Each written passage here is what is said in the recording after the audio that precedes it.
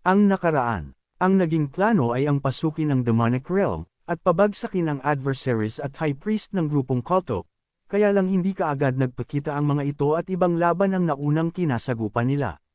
Pagpapatuloy, hindi kami sinasalubong ng harapan ng adversaries at ng matataas na punong pari. Patuloy silang sumasalakay at tumatakas, umiiwas sa mga dragons. Walang patid silang nagpakawalan ng di mabilang na mga siwang, rifts, at nagsagawa ng mga biglaang atake, nagdulot ng kalituhan at panginginig sa aming hanay. Sa huli, wala kaming nagawa kundi muling hatiin ang aming puwersa sa paligid ng mga superhumans. Tanging ang pinakamalalakas lamang ang may kakayahang humarap sa mga kalaban at punong pari. Ang mga dragons ay ikinalat din at itinalaga sa kani-kanilang mga leyon. Noon lamang kami tuluyang nakatugon sa mga atake ng kalaban at punong pari. Gayunpaman, hindi rin may iwasang maantala ang aming pag-abante. Dahil naantala na kami, pinagtibay namin ang aming hanay ng depensa bilang paghahanda sa mga sorpresang pag-atake ng kalaban. Pagkatapos, hinati namin ang aming mga leyon at unti-unting sumulong, na para bang kinukubkob namin ang daigdig ng mga demonyo, demonic realm. Itinaas ni Astian ang kanyang ulo at tumingin sa kalangitan. Isang maitim, kumikibot na enerhiya ang tumatakip dito. May ilang butas kung saan sumisilip ang liwanag ng araw, ngunit maging ang liwanag na iyon ay tila malapit ng lamunin ng kadiliman. Ibinaba ni Astian ang kanyang tingin at tumingin sa kabilang direksyon, sa tapat ng daigdig ng mga demonyo. Patuloy na umaalon ang kadiliman, umaapaw na parang mga dambuhalang alon na lagpas sa abot tanaw. Mas mabilis ito kaysa sa nakasaad sa mga lumang talaan. Dahil ba sa isang kalaban ang nagpakita? Patuloy na lumalawak ang kadiliman mula sa daigdig ng mga demonyo. Tila totoong ang lalamunan nito ang buong mundo. Dahil sa kadilimang ito, ang mga siwang ay maaaring maghasik ng lagim ng walang hangganan. Kung umatras sila sa isang lugar na lampas sa kadiliman, ang mga siwang ay mapipigilan. Ngunit hindi sila maaaring umasa na lamang doon at maghintay. Kapag pinabayaan, tuluyan ng lalamunan ng kadiliman ang mundo. Nasa kalangitan na ng mga kaharian malapit sa daigdig ng mga demonyo ang karimlan. Ngayon, hindi naligtas ang lupain. Kung nangyari sana ang plano, nagtiyaga na sana tayo hanggang sa maubos ang lahat ng siwang. Iyon ang naging takbo ng mga digmaan noong una. Ang tanging pagpipilian ng sangkatauhan ay ang magtiis hanggang sa maubos ang mga halimaw ng daigdig ng mga demonyo.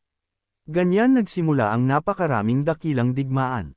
Babaliin ng daigdig ng mga demonyo ang hadlang at kakalat sa kontinente, at gugugulin ng unyon ng tao, human union, ang mga dekada para itaboy ito. Bilang kapalit, guguho ang ekonomiya at buhay ng mga tao sa kontinente, at minsan ay aabot pa sa isang siglo ang pagbangon. Ngunit ngayon, iba na ang sitwasyon. Ang pag-iral ng banal na babae, Saintess, ay nagbigay ng pag-asa sa sangkatauhan na tuluyan nilang mapuksa ang daigdig ng mga demonyo. Ang banal na kapangyarihan ng banal na babae ay sumasalungat sa aura ng demonyo. Higit pa rito, kaya niyang kontrolin ang kapangyarihan ng banal na bato, Holy Stone. Sa makatuwid, nagplano ang mga dragons na gamitin ang kapangyarihang iyon upang wasakin ang pinagmulan ng daigdig ng mga demonyo. Tiwala ang mga dragons na magtatagumpay sila. Alam din ni Astian na magtatagumpay ang plano. Sinabi sa akin ni Ghislaine na magtatagumpay kami sa pagselyo sa daigdig ng mga demonyo, pagtatapat niya. Ngunit idinagdag niya na sina Deneb at Julian ay magiging sakripisyo sa proseso. Ang layunin ni Astian ay sumulong ng ligtas hanggat maaari. Kahit kaunting panganib lamang sa kanyang mga kaibigan, mas magtatagal pa siya sa paghahanap ng ibang solusyon. Alam din ng kalaban ang plano ng unyon ng tao. Sa huli, balak din niyang gamitin ang kapangyarihan ng banal na bato upang wasakin ang daigdig ng mga demonyo. Paulit-ulit na nagpakita sa amin ang kalaban. Gayunpaman, gaano man siya kalakas, hindi niya kayang harapin ang buong leyon ng mag-isa. Lalo na ang mga leyon na kasama ang banal na babae ay may mga dragon kamahalans at di mabilang na superhumans, kaya't maging ang kalaban ay hindi naglakas loob na lumapit. Kahit mabagal ang kanilang bilis, lahat ng leyon ay dahan-daang sumulong at dinagdagan ang presyon sa mga pari ng daigdig ng mga demonyo. Wala silang paraan para harapin ang mga dragons. Sa huli, kung papasok kami sa daigdig ng mga demonyo, wala silang pagpipilian kundi harapin ng harapan ng banal na babae. Bilang paghahanda sa panahong iyon, hinigpitan namin ang pagkubkob at naghanda upang mabilis na muling pag-isahin ang mga leyon anumang oras. Mataas ang moralidad dahil favorable ang lahat ng pangyayari. Kumalat ang pag-asa na sa pagkakataong ito, tuluyan ng matatapos ang digmaan. Ngunit iyon ang aming kapalaluan. Huli na ng aming napagtanto na ang mga halimaw na nakatala lamang sa panitikan ay talagang umiiral, at ang kanilang nakakatakot na kapangyarihan ay totoo. Sila ay mga porma na hindi dapat umiral sa mundong ito. Isang halimaw na may mukha ng leon at kuko ng agila, na may dalawang matang parang araw na sumusunog sa lahat, ang nagpakita. Isang halimaw na may katawan ng ahas at libu-libong pakpak, ang dambuhalang katawan nito ay tumakip sa kalangitan. Ang mga higanti na may dosenang braso ay nagbubuga ng apoy mula sa kanilang bibig, sinisiga ang lupa. Mayroon ding mga higanti na nagbitin ng mga kampanang buto mula sa kanilang mga sungay at ginigiba ang mga bundok sa tunog ng kanilang mga kampana. Hindi mabilang na mga halimaw at higanti, mga porma na lampas sa imahinasyon ng tao, ang lumabas. Lahat sila ay may balat na kasing putla ng bangkay, at nagdulot sila ng likas na takot sa lahat ng nabubuhay. Tinawag sila ng mga sinaunang teksto na, mabababang Diyos ng kabilang mundo, lesser gods of the other world. Tunay sa kanilang pangalan, ang kanilang mga kapangyarihan ay talagang makadiyos. Sa huli, ang mga dragons ang kinailangang humarap sa kanila. Ang iba ay hindi naglakas loob na makialam sa labanan sa pagitan ng mga transcendenting nilalang na ito. Ito mismo ang hinanggad ng kalaban na ipagpaliban, ang ipatawag ang mabababang Diyos ng kabilang mundo at gapyusan ang mga dragons. Dahil sa mabababang Diyos ng kabilang mundo, hindi namin nagamit ang aming pinakamalakas na puwersa, ang mga dragons. Sa huli, ang kalaban, ang matataas na pari, at ang di mabilang na siwang ay kinailangang pigilan lamang ng alyansa ng tao, Human Alliance. Mula noon, nagsimulang kumilos ng masigasig ang kalaban. Hindi na kami makapag-focus sa pagpapanatili ng linya ng depensa. Kung ginawa namin iyon, isa-isa lang kaming matatalo. Pinagsama-sama namin ang aming pinakamahuhusay na puwersa bilang isa. Binaliwala rin ng kalaban ang lahat at walang tigil na tinarget lamang ang banal na babae. Malinaw ang kanilang mga layunin. Target namin ang daigdig ng mga demonyo, at target ng kalaban ang banal na babae. Sumulong ang kalaban, hinahati ang hanay ng labanan ng mga kalyadong puwersa na may napakalaking puwersa. Wala siyang nakikitang iba, tanging si Deneb, ang banal na babae, ang kanyang target. Nagtipon ang mga kalyadong superhumans upang harangan ang daan. Ngunit hindi nila mapigilan ang mga yapak ng kalaban. KWAAHH at sa wakas, nang malapit na ang kalaban kay Deneb. Hinaranggan ni Julian ang kanyang daraanan. Dinikdik ni Astian ang kalaban gamit ang sumasabog na mahika, at iginapos naman siya ni Erineth ng mga espiritu. Si Lionel ay humawak sa kanyang kalasag at pinrotektahan si Deneb. Isinugol niya ang kanyang buhay upang harangan ang bawat matinding atake na pinakawalan ng kalaban. Inatake naman ni Marika ang likuran ng kalaban sa bawat pagkakataon. Ang kanyang talim ngayon ay sapat na upang guluhin ang nerbiyos nito. Silang lahat ay naging hindi hamak na mas malakas kaysa dati. Walang tigil silang nagsanay sa loob ng maraming taon, nagbahagi at sumipsip ng puso ng dragon, Dragon Heart, na iniwan ni Ghislaine, kaya't nalampasan nila ang mga limitasyon ng tao. Ngunit maging ang kanilang mataas na antas ay hindi pa rin katapat ng kapangyarihan ng kalaban. Isa-isa silang bumagsak sa mga atake ng kalaban.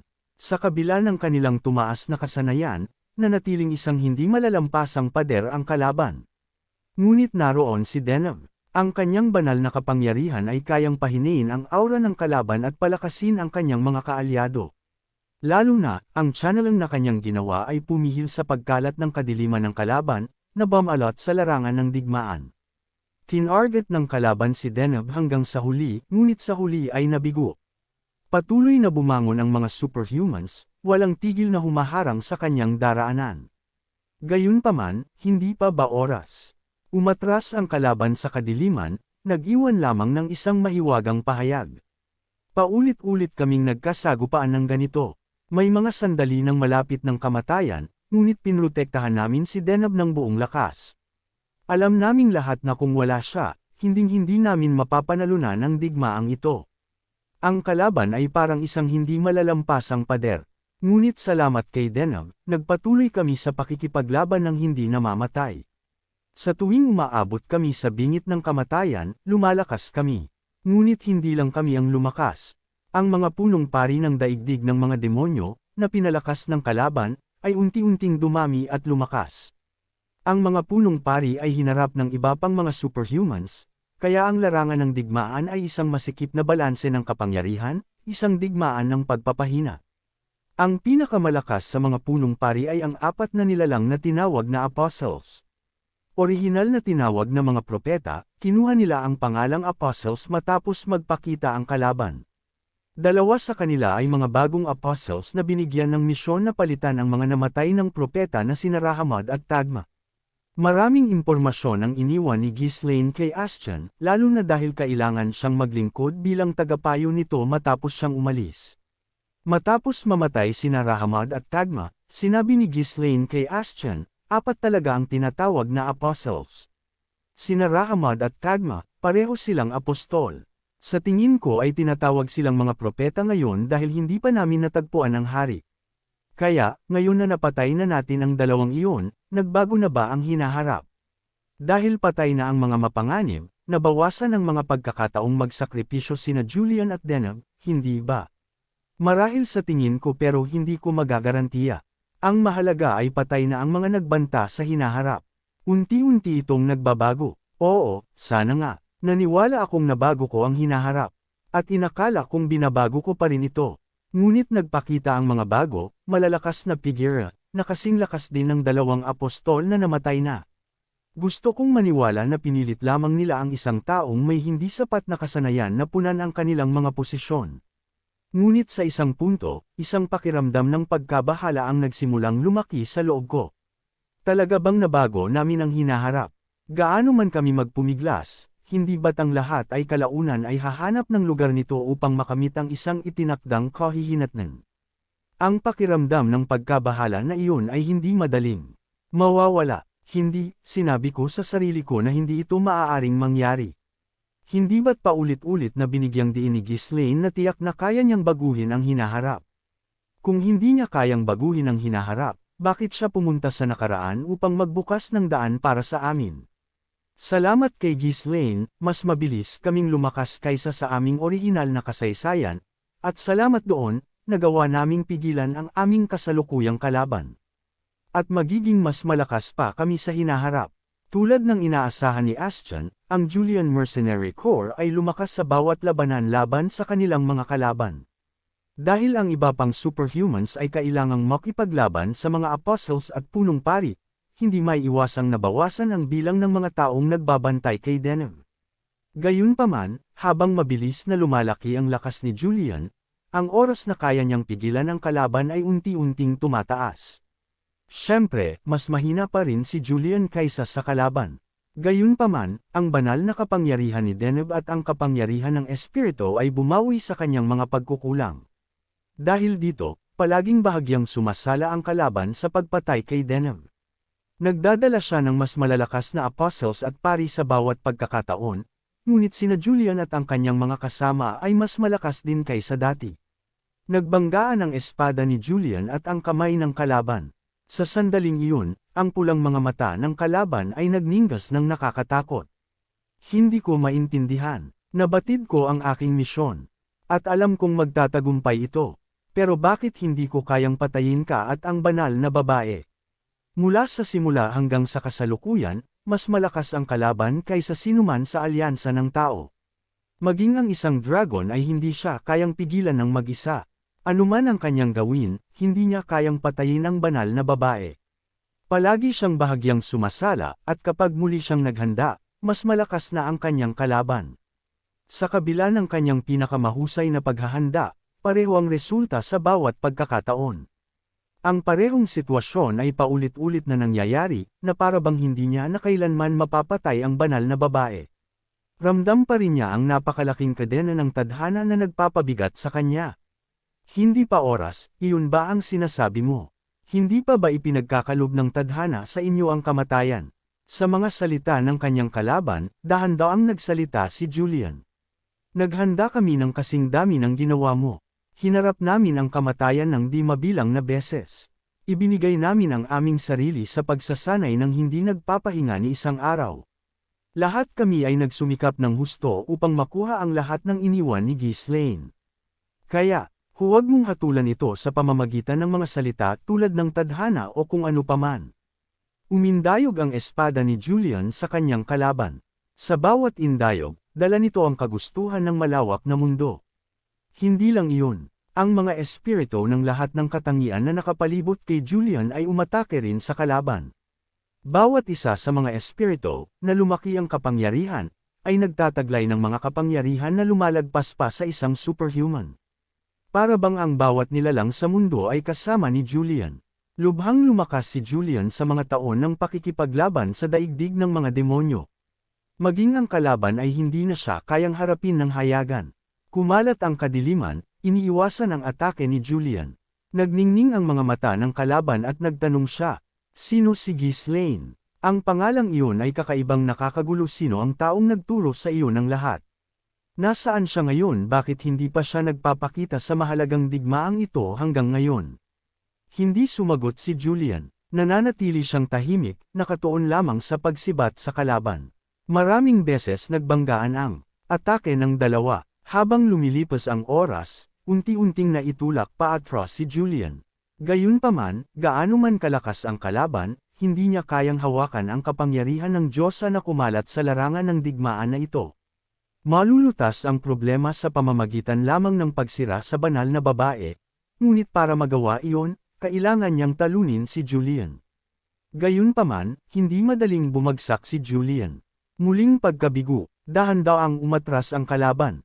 Ang kanyang katawan ay nasusunog sa bagyo ng banal na kapangyarihan. Kung magtatagal pa siya, maging ang mga apostol at punong pari ay mamamatay. Walang pagpipilian ang kalaban kundi umatras muli. Bumagsak si Julian sa lupa, halatang pagod ang kanyang ekspresyon.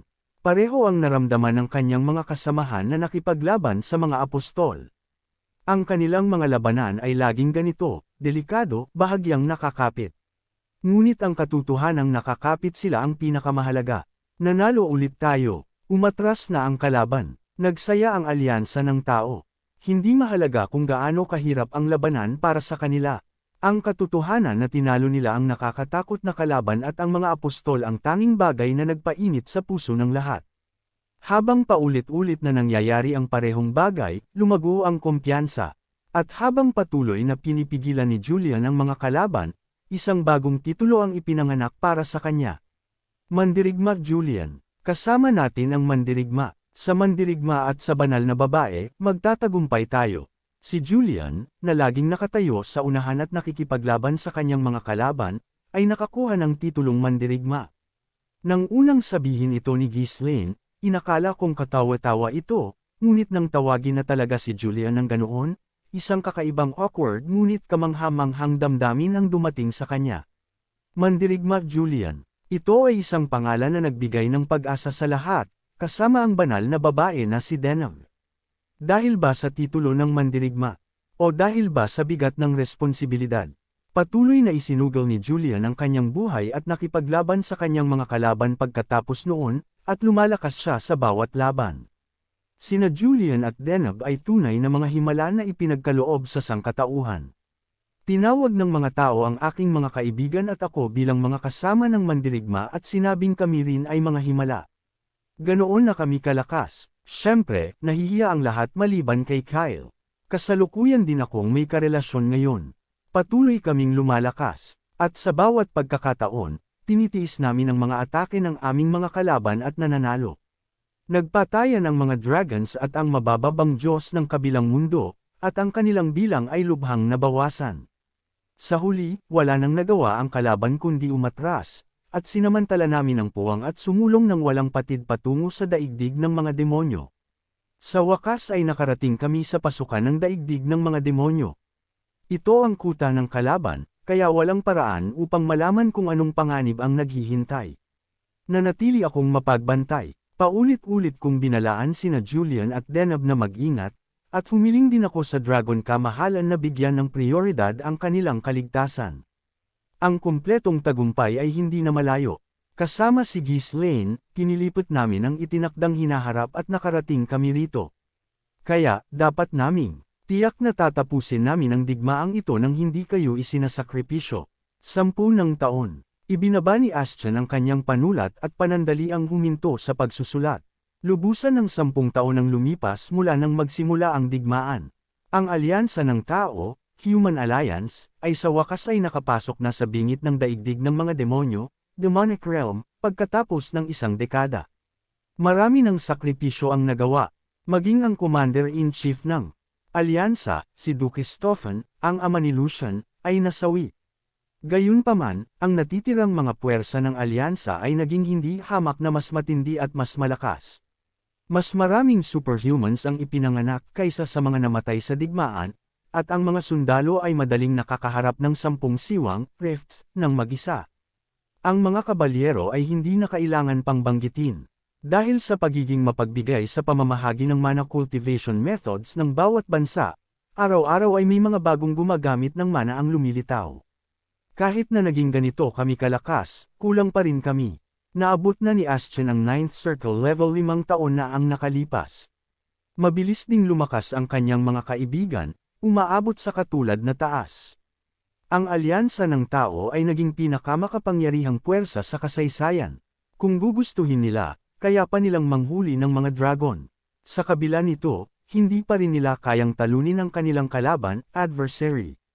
Nanatiling isang hindi malalampasang pader ang kalaban. Kahit sa ganoong kalagayan, nagawa nilang manalo at makapasok sa daigdig ng mga demonyo dahil mayroong nakakapigil dito. Julian, Denham. Ngayon, ang pinakamalakas sa alyansa ng tao ay si Julian, ang mandirigma. At kasama niya ang banal na babae, Saintess, na si Denham. Dahil sa kanila, nakuha nila ang kalamangan sa digmaang ito at sa wakas ay nakapasok sa daigdig ng mga demonyo. Kung magpapatuloy sila ng ganito, mukhang tiyak na ang tagumpay. Hindi magtatagal na Otres ang kalaban. Wala nang natitira, hindi tayo dapat magpabe kailanman. Pinatibay ni Ashton ang kanyang sarili sa isang determinado at seryosong ekspresyon, paulit-ulit na tinitiyak ito sa sarili. Napakalakas at nakakatakot ng kalaban. Maging ang bahagyang pagkakataon lamang ng pagbubukas ng depensa ay tiyak na magreresulta sa malaking bilang ng mga nasawi. Hindi lang ang mga sakripisyo nina Julian at Denham ang inaalala ni Ashton. Nagsisikap din siyang mabawasan ang mga sakripisyo ng kanyang iba pang mga kaibigan, at maging ng mga miyembro ng Julian Mercenary Corps. Upang makamit ito, hindi siya maaaring magpahinga. Patuloy na nag-aaral si Ashton ng mahika at hindi huminto sa pag-aaral, tuwing may libreng oras siya. Kamakailan, isang bagay ang aking pinagtutuunan ng pansin, ang pamamaraang ginamit ni Ghislaine sa mga kritikal na sandali upang sumabog ang kanyang kapangyarihang mahika. Noong una kong nakipaglaban sa kalaban, sinubukan ko ito mismo, kasunod ng gabay ni Ghislaine. Gayunpaman, ang aking tagumpay noong panahong iyon ay dahil sa banal na kapangyarihan ni Denham. Kahit iyon ay bahagya lamang naging matagumpay. Kung susubukan kong palakasin ang aking kapangyarihang mahika ng walang panlabas na tulong, sasabog ang aking katawan. Sinabi ni Ghislaine na kahit siya ay mahihirapan na panatilihin ang estado na iyon ng matagal. Sinubukan kong gawing standard ang pamamaraan upang kahit sino ay makabisado ito. Sinubukan ko ang iba't ibang paraan, tulad ng paghila sa bagong kapangyarihang mahika, pagtitipon nito, at muling pagproseso. Sinubukan kong dagdagan ang katatagan sa anumang paraan, ngunit ang artificial na pagsabog ng kapangyarihang mahika at ang pagpapatatag nito ay mga gawaing hindi magkatugma. Ibinunyag ni Ghislaine ito sa pamamagitan lamang ng kanyang mga pakiramdam. Kaya walang paraan na magkaroon ng teorya. Ngunit kung patuloy akong mag-aaral, tiyak na makakahanap ako ng palatandaan. Nagtago ako ng hiwalay na research journal, na nag-oorganisa ng iba't ibang hypotheses tuwing may oras ako. Master, gumagawa po ba kayo ng bagong spellbook? Bahagyang tumanggo si Ashton sa tanong ni Lucian. Bagamat hindi ito eksaktong libro tungkol sa mahika, kundi isang aklat na theoretical tungkol sa paggamit ng enerhiyang mahika, tiyak na mayroon itong potensyal na maging pinagmumula ng inspirasyon para sa mga wizard. Isa pa rin itong may mataas na panganib na libro na nangangailangan ng patuloy na pagpapatibay. Nakatingin si Lucian ng may paghanga, pinapanood si Ashton na masigasig na nagsasaliksik at nagsasanay araw-araw. Master, talaga pong kahanga-hanga kayo. Hindi ko po kayang gawin iyan. Kaya mo rin iyan. Hindi, kailangan mong gawin iyan balang araw. Nagplano si Ashton na iwanan ang kanyang pananaliksik kay Lucian kung sakaling hindi niya ito matapos. Ganoon katalino at kasigasig si Lucian. At ang kanyang paggalang kay Ashton ay napakalaki. Nagningning ang mga mata ni Lucian habang tumutugon sa mga salita ni Ashton. Huwag kayong mag-alala. Pagkatapos ng digmaan, palagi po akong nasa tabi ninyo, Master, upang tumulong sa inyong pananaliksik. Huwag na, hindi na kailangang umabot pa sa ganoon. Maraming gustong gawin si Ashton matapos ang digmaan. Lalo na, gusto niyang magsimulang makipag-date kaagad. Ngunit magiging mahirap kung ang kanyang disipulo ay patuloy na nakakapit sa kanyang tabi. Si Lucian, na walang kamalay-malay sa tunay na damdamin ni Ashton, ay naghigpit ng kanyang kamao at nagsabing, "Hindi, ito ay pananaliksik na isinasagawa ng pinakadakilang wizard sa kontinente, Master. Isasantabi ko ang lahat ng nakakagambalang pag-iisip at katutok lamang dyan. Huwag mong gawin yan, sundan mo ang sarili mong landas." Gumuho ang mundo ni Ashton sa ilalim ng magalang na tingin ni Lucian. Desperado siyang umasa na hindi mangyayari iyon.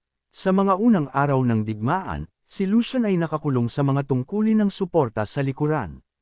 Bata pa siya at kulang sa kasanayan. Ngunit lumipas ang panahon, at ngayon, kasama si Ashton, siya ay naging isang pangunahing puwersa sa pangkat ng mersenaryo. Biglang naalala ni Lucian ang nakaraan na may damdamin. Sa una, medyo naghinanakit ako sa aking master, na nagturo lamang ng weaponry at hindi magic. Oo, ngayon naiintindihan ko na ang malalim na intensyon ng aking master. Ito ang natatanging paraan ng pagsasanay ng ating magic tower. Oo, tunay na naging sandata ng labanan si Lucian. Madali niyang matatalo ang daan-daang cracker sa close combat nang hindi gumagamit ng mahika. At paano naman ang kanyang mahika? Tulad ng inaasahan mula sa sariling disipulo ni Ashton, naabot na niya ang Sixth Circle.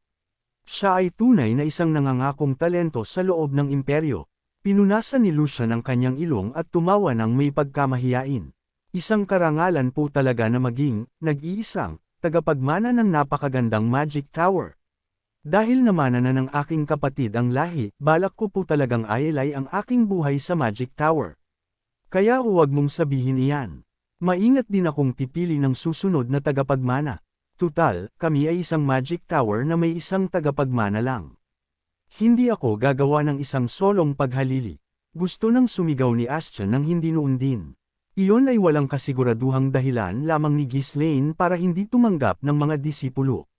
Gusto niyang magkaroon ng maraming disipulo. Kung gagawin niya ito, gusto niyang itayo ang pinakamalaki at pinakamakapangyarihang Magic Tower sa kontinente. Siyempre, gagawin iyon ng sinuman, ngunit hindi niya ito maitatanggi sa harap ng kanyang disipulo na nagsasalita ng may pagmamalaki. Hahati tama. Pag-uusapan natin iyan mamaya. Kumakalat na ang chismis ng isang Magic Tower na may solong tagapagmana. Dahil doon, walang wizard ang humiling na maging disipulo niya. Habang nakakaramdam siya ng hinanakit, may plano si Ashton. May ilang tao akong tinuruan ng kaunting mahika, kahit na malabo lamang pagkatapos ng digmaan, tahimik ko silang titipunin at sasabihin kung binago ko ang aking patakaran. Sa panahon ng digmaan, lahat ay mapagbigay sa kanilang mga pananaw. Ibinahagi ni Ashton ang kanyang kaalaman sa mga magician ng alyansa. Hindi ito isang formal na pagiging disipulo, isang pagpapalitan lamang ng kaalaman, ngunit ang mahalaga ay gumawa siya ng exception. Tunay na balak ni Lucian na ilibing ang kanyang buto sa Magic Tower. At labis siyang ipinagmamalaki ang pagiging nag-iisang tagapagmana ng Magic Tower. Wala siyang magagawa. Ang kanyang master, ako, ay umakyat sa Ninth Circle, naging pinakadakilang magician sa kontinente, at hawak niya ang karangalan na maging kasama ng bayani. Gayunpaman, gusto kong magtayo ng isang tunay na kahangahangang Magic Tower. Wala akong intensyon na gugulin ang natitirang bahagi ng aking buhay sa pagsasaliksik kasama ang aking disipulo sa isang maliit na Magic Tower. Gayunpaman, medyo nag-aalala ako kung paano ko papayapain ang aking disipulo na maaaring mabaigo sa huli. Kailangan ko ring makipag-date, at isa itong tunay na sakit ng ulo. Bumantong hininga si Ashton ng maraming beses sa kanyang journal entry. Ang pag-iisip tungkol sa Magic Tower at kay Lucian ay nagpabigat sa kanyang puso. Napaka-sincere ni Ashton sa kanyang pagsusulat kaya hindi niya inalis maging ang mga pinakaloob na damdamin. Dahil paulit-ulit na hiniling sa kanya ni Ghislaine na gawin ito, wala siyang balak na magpabe. Nagtago siya ng maraming tala, kasama na ang sabayani, banal na babae, at mga mersenaryo ni Julian. May usapan na si Erineth ay itatalaga bilang war chief pagkatapos ng digmaan. Ito ay dahil ang kasanayan ni Erineth ngayon ay nalampasan na ang kay Irenil. Nakamit din ni Torvald ang katayuan ng superhuman, ngunit hindi pa rin niya kayang tapatan ang kay Grundle. Dahil dito, labis na nagagalit si Grundle nitong mga araw, iniisip na natalo siya sa mga elves. Si Duke Tusad, na humalili kay Duke Stofan, ay bumaba sa pwesto, at kinuha ni Marquis Nordhill ang posisyon ng Supreme Commander ng Allied Forces. Nakamit ng laging masigasig na si Marquis Nordhill ang isang kahangahangang bilang ng mga tagumpay sa militar, kaya tinanggap ito ng lahat bilang isang bagay na tiyak.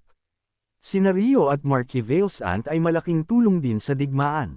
Ang tatlo, na matatag na taga-suporta ng Julian Mercenary Corps, ay lumabas ngayon bilang mga pangunahing maharlika ng Allied Forces. Sa partikular, ang kakayahan ni Rio na magbigay ng suporta sa militar ay tunay na top-notch. Ang desisyon ni Ghislaine na imungkahi si Rio para sa posisyon ng kamahalan ay talagang napakahusay. Ito ba ay dahil din sa kanyang kaalaman sa hinaharap? Hindi ito direktang sinabi ni Ghislaine, ngunit duda ako. Si Oswald ay itinaas sa katayuan ng superhuman. Palagi siyang mapanlinlang, ngunit pagkatapos ng di mabilang na labanan, tila sa wakas ay nalampasan na niya ang pader. Sinabi sa akin ni Oswald na ang revolusyon ay ang kanyang mundo. Siyempre, hindi pa rin namin lubos na naiintindihan ang revolusyon ni Oswald. Ginaya ko si Ghislaine ng matagal. Walang sinuman sa mga mahina ang pag-iisip na mersenaryo ang nakapansin sa pagbabago sa akin. Ngunit may ilang taong nakaramdam nito. Paulit-ulit na sinasabi ni Irenil ang parehong bagay kay Ashton sa loob ng maraming taon. Tunay na kakaiba. Paano nagbabago ng ganoon na lamang ang isang tao? Iyang kwento na naman. Nagkaroon ba ng anumang epekto sa iyo ang labanang iyon na nilabanan mo noong araw na ipinahayag ng Pope ang kanyang pagkatao? Wala talagang epekto. Hindi. Tiyak na malalim na nasugatan niya ang iyong kaluluwa. Kung hindi sana nagbago ng ganito ang diwa ng isang tao. Hindi maitago ni Irenil ang kanyang pag-aalala. Naiintindihan niyon. Si Ashton ngayon ay isang pangunahing puwersa sa Allied Forces. Kung may nangyaring masama dahil sa mga panlilinlang ng kalaban, magiging isang sakuna iyon. Si Ashton, na hindi makapagsabi ng totoo, ay may bigong ekspresyon sa kanyang mukha. 10 taon mo nang sinasabi ang parehong bagay. Hindi ba natin maaaring ipagpalagay na okay lang? Nakakaramdam ako ng pagkabahala. Maaari ko bang gamitin ang espiritu upang makita ang kaibuturan ng iyong kamalayan? Tiyak na makakatulong iyon kung may mali. Huwag. Okay lang ako. Tumanda lang ako at nagbago habang lumilipas ang panahon. Medyo kakaiba ang magsalita tungkol sa edad at oras sa harap ko. Kung si Irenil ay nag-aalala lang at binabaliwala ito, medyo iba naman si Grundle. Mas naging advanced ka, pero bakit mas mahina ang pakiramdam mo? Hindi na tulad ng dati ang iyong momentum. Bata ka pa rin, at hindi ka lumalaban ng mahusay sa pisikal, at patuloy ka lang naghahadjas ng mahika. Sok, dati may isang bagay sa mukha mo na nagpakulo ng dugo ko, na nagpapahintulot sa akin na labanan ka, pero ngayon para ka lang isang wizard. Isang malungkot na wizard. Isang wizard na ayaw mong harapin. Pakiusap, tumigil ka. Minsan ay sadyang nang aasar si Grundle kay Ashton. Gusto niyang ilabas ang lumang sarili niya kay Ashton at magkaroon ng matinding labanan. Ngunit iba si Ashton kay Ghislaine. Hindi siya partikular na interesado na patunayan kung sino ang mas malakas. Lumipas ang mga taon, at maging si Grundle ay sumuko na sa pakikipaglaban kay Ashton. Inakala rin nina Andrew at Rio na medyo nagbago si Ashton. Ngunit tinanggap lamang nila ito bilang isang natural na pag-unlad ng panahon. Hindi talaga pinansin ni Ashton kung ano ang iniisip ng iba tungkol sa kanya. Walang paraan para malaman ang katotohanan. Ngunit may isang tao, Dapat naghihinala rin ang dragon kamahalan. Walang sinabi si Arthurian kay Astian. Ngunit kay Astian, iyon lamang ang nagpadama sa kanya ng mas matinding pagkabahala. Walang paraan na hindi napansin ni Arthurian ang mga pagbabago ni Astian. Pagkatapos ng 3 taon na magkasama sa nagyayelong lupain, mas magiging kakaiba kung hindi niya alam. At gayunpaman, ang katotohanang napakawalang pakialam niya na baliwalain siya ay nangangahulugang may iba pa siyang balak. May pinaplano ba siya sa akin pagkatapos ng digmaan? May napakataas na pagkakataon na huhulihin siya at e-eksperimento sa kanya. Ganoong uri siya ng malupit na dragon. Inakala kong kailangan kong mag-ingat pagkatapos matapos ang digmaan. Ang paminsan-minsang nakakatakot na titig ni Arthurian ay talagang nakakabahala. Gaano man ako mag-isip, pakiramdam ko ay napansin niya ang pagbabago ko at may binabalak. Maliban doon, walang espesyal na nangyari. Patuloy kaming sumulong patungo sa sentro ng daigdig ng mga demonyo, at habang papalapit kami, nagsimulang tumindi ang counterattack ng Salvation Church. Gayunpaman, ang kadiliman ng daigdig ng mga demonyo ay walang kahulugan laban sa banal na kapangyarihan ni Deneb. Hindi namin ganap na maitataboy ang kadiliman ng sabay-sabay, ngunit hindi mahirap na makakuha ng isang lugar kung saan kami makikipaglaban. Gaya ng dati, si Julian ang nanguna sa kalaban. Kami ng aking mga kasamahan ang nang-asiwa sa mga apostles, at ang iba pang matataas na pari ay mga superhumans din mula sa alyansa ng tao. Ang iilang natitirang mabababang Diyos ng kabilang mundo ay pinangasiwaan pa rin ng mga dragon. Bago pa namin namalayan, lumaki na si Julian hanggang sa punto na kaya niyang labanan ang kalaban ng walang pagtutol. Siyempre, posible ito dahil sinupil ng banal na kapangyarihan ni Deneb ang kadiliman ng kalaban, ngunit iyon lamang ang nagbigay sa amin ng pagkakataon upang sunggaban ang tagumpay sa digmaan. Gaano man katindi ang paglaban ng Salvation Church, hindi nila kami mapigilan. Dahil nakatali ang kalaban kina Julian at Deneb, imposible para sa natitirang mga apostles at matataas na pari na harapin ang lahat ng superhumans ng Unyon. Sinubukan ng kalaban na harangan kami ng maraming beses, ngunit nabigo at umatras sa bawat pagkakataon. Sinamantala namin ang momentum na ito at sumulong ng walang tigil patungo sa sentro ng daigdig ng mga demonyo. Wala nang ibang lugar na aatrasan ang kalaban. Kung umatras siya, alam niyang selyohan namin kaagad ang daigdig ng mga demonyo. Nang makarating kami sa sentro ng daigdig ng mga demonyo, nagpakita ang kalaban kasama ang lahat ng pari para sa huling labanan. Sa wakas ay dumating na ang huling sandali upang tapusin ang digmaang ito. Diyosa, pakiusap, hawakan ang aming mga kamay at tulungan kaming baguhin ang aming tadhana. Sabay na sumigaw ang langit at lupa. Nang humakbang pasulong ang kalaban, adversary, nahati ang lupa, umikot ng itim ang kalangitan, at sumambulat ang isang bagyo ng enerhiya. Nagbanggaan ang espada ni Julian at ang kamao ng kalaban. Ang banggaan ay hindi lamang simpleng pagumpog. Ang mundo mismo ang tila nahati, nagkasalubong at umalag ang araw at gabi. Para bang hindi kinaya ng mundo ang labanan ng dalawang nilalang at ito'y tuluyan ng babaligtad. Hinapak ng liwanag mula sa espada ang maitim na kalangitan, at muling nilamon ng kadiliman mula sa kamao ang liwanag na iyon. Sa bawat pagumpog ng liwanag at dilim, nahahati ang atmosfera at sumasabog ang kidlat. Ang lahat sa paligid ay nag-iba na parang isang kastilyong buhangin. Muling inindayog ng kalaban ang kanyang kamay, at umalangaw-ngaw ang isang itim na bagyo. Sa sandaling iyon, umalangaw-ngaw ang panalangin ni Deneb.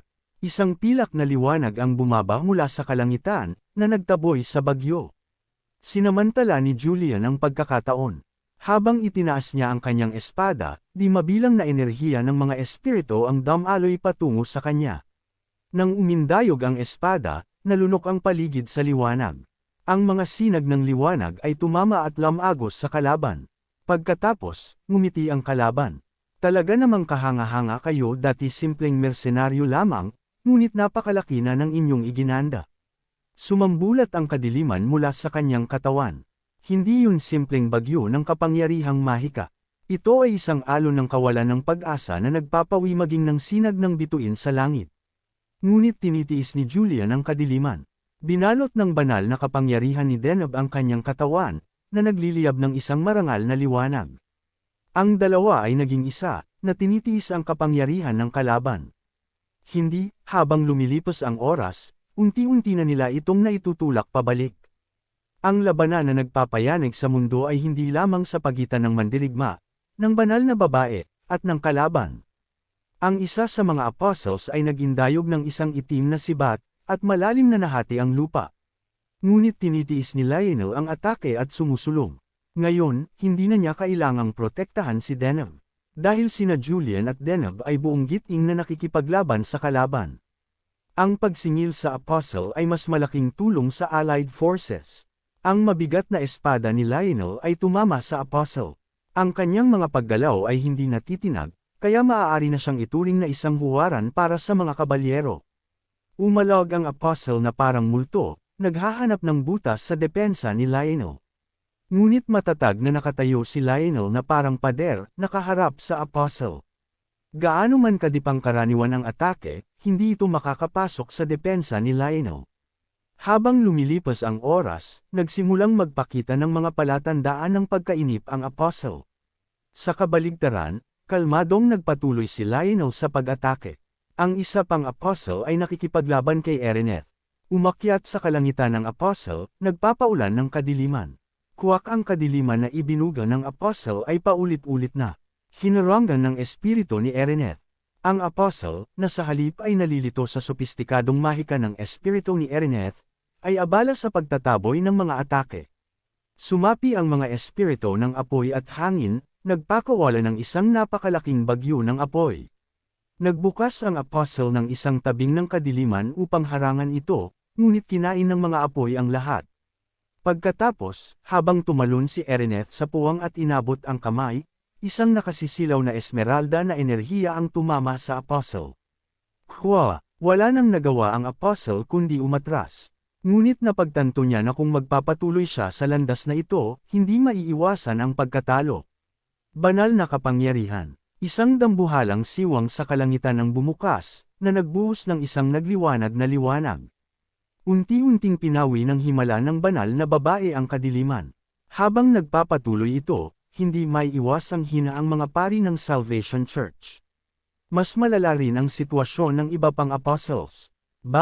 Sa kumpas ni Marika, daan-daang balaraw ang umakyat sa hangin, humahati sa hangin. Ang mga nagliliwanag na balaraw, na binalutan ng banal na kapangyarihan, ay walang awang umiwas sa nakapalibot na kadiliman. Ang mga bakas ng liwanag na nakaukit sa hangin ay walang tigil na tinarget ang apostle. Mabilis na ipinalipad ng apostle ang mga balaraw na sumasabog na parang bagyo. Pababababak, napakabilis ng paggalaw ng dalawang nilalang kaya't hindi na sila makita ng iba gamit ang sarili nilang mga mata. Ang nakikita lamang ay ang bakas ng liwanag na iniwan ng balaraw ni Marika. Sa simula, nanatili silang may mahigpit na balanse. Ngunit habang lumilipas ang oras, ang apostle, na hindi makayanan ang biglaang pag-atake ng mga balaraw, ay lalo pang umatras. Lahat ay buong giting na nakikipaglaban sa mga apostles. Ngunit ang isa na pinakasumasabog na tumama sa apostle ay si Kyle. Sa tuwing kumikislap ang espada ni Kyle, isang malakas na shockwave ang sumasabog. Kasabay nito, ang katawan ng apostle, na nakaharap sa kanya, ay marahas na nanginginig. Si Kyle, na humarap sa kamatayan ng maraming beses sa nakalipas na 10 taon, ay ganap na nag-iba. Ang kanyang buhok ay gusot, ang kanyang damit ay punit-punit at nakasampay na parang basahan, at ang kanyang espadang bakal ay magaspang. Kahit sino ay makapagsasabi na siya ay isang mersenaryo na natulog sa kung saan. Gayunpaman, ang swordsmanship na ipinakita niya ay nakakakilabot na malakas. Ang espada ni Kyle ay ganap na hindi mahuhulaan. Kulang ito ng anumang forma o panuntunan, kumikilos na parang isang hayop na hinihimok lamang ng instinto. Sa unang tingin, mukha itong isang bata na basta na lamang nag-iindayog ng kanyang espada. Ngunit ang espadang iyon ay perpektong sinasalag ang bawat atake na ginawa ng apostle. Ang espada ni Kyle, na gumagalaw ng napakalaya na tila magulo, ay patuloy na sinisikip ang apostle. Hindi makapaniwala ang apostle, kung ang swordsmanship lamang ang issue, ang kanyang kalaban ay masasabing pinakamahusay sa kontinente. Ngunit may isang bagay na mas mahirap. Sa tingin ko ay mas malakas ako kaysa kay Julian, ngunit tila walang kumikilala rito. Kailangan ko siyang labanan ng maayos kapag tapos na ang digmaan. Well, si Julian talaga ang aking katapat. Ano sa palagay mo? Ano ang naramdaman mo habang nakaharap sa aking espada? Halos hindi na matitiis, hindi ba? Nararamdaman mo ba ang pagkakaiba sa lakas? Gusto mo nang tumakas? Sa puntong ito, kahit dumating pa si Ghislaine, malamang na manalo ako sa swordsmanship. Hindi ba sa tingin mo? Oh, hindi mo alam kung sino si Ghislaine. Kung curious ka, sasabihin ko sa iyo. Patuloy na may binubulong si Kyle habang nakikipaglaban sila. Sa totoo lang, kung may makakakita sa kanya na hindi siya lubos na kilala, akalain nilang nabaliw na siya mula sa pagsasanay. Sa katotohanan, naging obsesyon na ni Kyle ang labanan sa buong panahong ito. Bilang resulta, ang kanyang personalidad ay naging magulo. Wala siyang pakialam sa iba pa, nakatuon lamang sa pagiging mas malakas. Sa huli, umabot siya sa punto kung saan kaya niyang tunawin ang mundo gamit ang kanyang espada at maging isa rito. Ako ang pinakadakilang eskrimador sa kontinente, ang hari ng mga espada. Biglang umalangaw si Kyle sa gitna ng labanan. Marahil isang side effect ng kanyang pagsasanay, siya ay naging labis na kakaiba sa mga lugar maliban sa kanyang espada. May mga tsismis pa na ang kanyang talino ay medyo nabawasan dahil sa kanyang pagkahumaling sa mga espada. Gayunpaman, walang sino man ang makakayang tumawa sa kanya, dahil si Kyle ay naging napakalakas. Tulad ng inaasahan, ang apostle ay bahagya lamang nakakayanan na kontrahin ang espada ni Kyle, halos nakakapit lamang. Pinanood ni Ashton ang buong sitwasyon mula sa likuran, nakangiti. Mahusay, mahusay ang inyong ginagawa. Kung magpapatuloy tayo ng ganito, atin ang tagumpay. Hindi niya alam, ngunit sa orihinal na kasaysayan, ang mga mandirigma at ang mga apostles ay pantay lang ang lakas.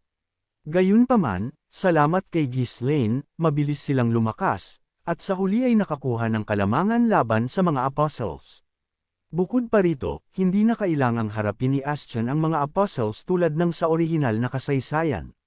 Si Erineth ang nang-asiwa sa isa sa kanila.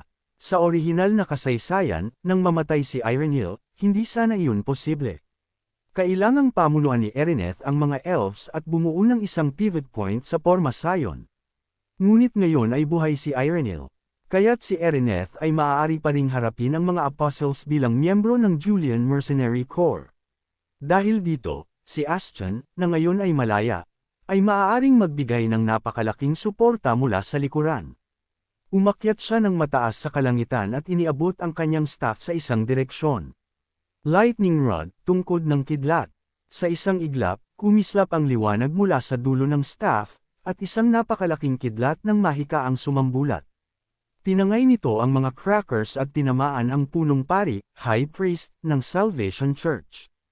Ang punong pari, na nakikipaglaban sa allied superhuman, ay kalahati ng kanyang katawan ang natanggal dahil sa matinding banggaan. Sinamantala ng allied superhuman ang puwang at pinugutan ng ulo ang punong pari. Lumingon si Ashton. Nakita niya ang isa pang punong pari na nakikipaglaban sa isa pang superhuman. Sa pagkakataong ito, sumambulat ang apoy mula sa lupa, sinunog ang katawan ng punong pari. Madaling pinatay ng allied superhuman ang punong pari. Sinusuportahan ni Ashton ang kanyang mga kaalyado sa ganitong paraan, nililipol ang mga siwang at nagsasagawa ng snipe sa mga punong pari ng Salvation Church. Iwanan ang mga apostles sa iyong mga kaibigan. Hindi na kailangang makialam kapag may kalamangan ang iyong mga kaibigan.